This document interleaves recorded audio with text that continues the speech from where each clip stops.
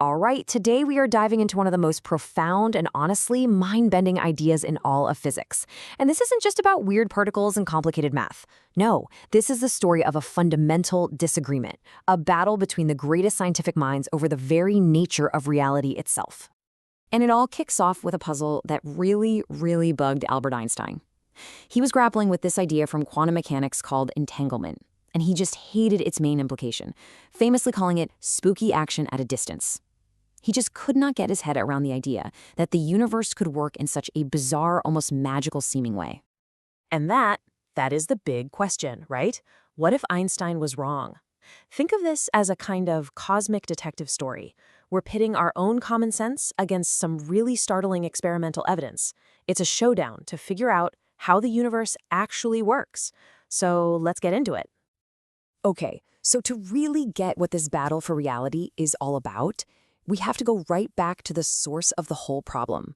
This thing I mentioned, quantum entanglement. Okay, so imagine you have two coins and they're magically linked. If you flip one and it lands on heads, you know instantly that the other one, even if it's on the other side of the galaxy, will land on tails every single time.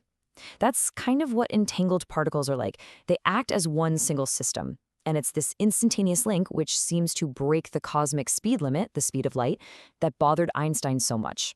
He and his colleagues, Podolsky and Rosen, even wrote this famous paper back in 1935, basically to say, look at this paradox. This proves that quantum theory must have a piece missing. So this spooky connection, it created this huge fork in the road for physics. It led to two totally different ideas about how the universe is run at its most fundamental level. On one side, you have Einstein's camp. We call it local realism, which is basically just a fancy term for common sense. Locality just means stuff can only be affected by what's right next to it, and realism means a ball is a ball and it's red whether you're looking at it or not. So for entanglement, Einstein figured there must be some secret instructions, what physicists call hidden variables, telling the particles what to do from the start. Think about it like this. I put a pair of gloves into two separate boxes and mail them to opposite ends of the world. You open your box and find a left-handed glove. You instantly know I have the right-handed one. There's no spooky action, right? The information was there all along. But then you have the quantum view, which says, nope, it's not like that at all.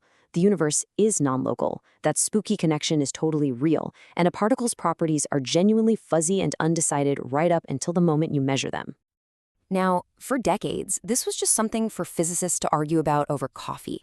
It was a cold case. You could be on Team Einstein or Team Quantum, and there was no way to prove who was right.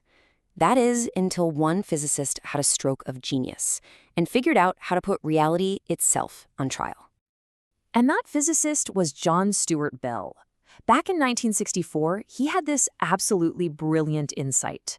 He realized that if Einstein was right, if reality was just a bunch of gloves in a box, then there had to be a mathematical limit to how in sync those entangled particles could be. He came up with what we now call a Bell inequality. And listen, you don't need to understand the complex math here to get the big idea. Just think of it as a speed limit for common sense. Bell's inequality set a hard cap, a strict boundary on the results you could get from an experiment if our intuitive view of the world was correct. It drew a definitive line in the sand. So according to Bell's math, if Einstein's view was the right one, if the universe follows the rules of local realism, then when you run the experiments, the correlation score you measure could never, ever be higher than 2. That was the absolute ceiling, the point of no return for our everyday intuition. But here is the absolute kicker. The theory of quantum mechanics, with all its weirdness, predicted a score of about 2.82, a number that was clearly mathematically impossible in Einstein's universe. So, for the very first time, this wasn't just a philosophical debate. It was a clear, testable prediction that could finally settle the argument once and for all. So, this is the crucial moment. We've got two competing predictions. The arguments are over. All that was left to do was to build the experiment, pose the question directly to the universe, and see what it had to say. And that is precisely what happened over many years. Starting in the 70s, pioneering physicists like John Clauser, and then Alain Aspect and Anton Zeilinger, they all conducted these increasingly sophisticated experiments. Each new version was designed to be more precise, to close any tiny loophole that might let Einstein's common sense view sneak back in. And every single time, the results all pointed to the same, frankly, shocking conclusion. And this chart, this says it all, doesn't it? Time and time and time again, the experimental results didn't just nudge past the common sense limit of 2, they smashed right through it. They consistently came back with a score right around that 2.8 mark, exactly what quantum mechanics predicted. The universe had spoken. Case closed. The conclusion is just inescapable. These experiments have proved, beyond any reasonable doubt, that our intuitive, common-sense view of the universe is just wrong. The universe, for lack of a better word, is fundamentally spooky. Einstein's brilliant intuition on this one point was incorrect.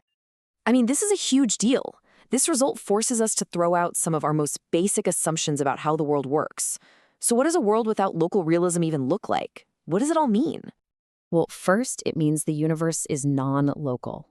At some deep level, everything seems to be interconnected in a way that just ignores distance.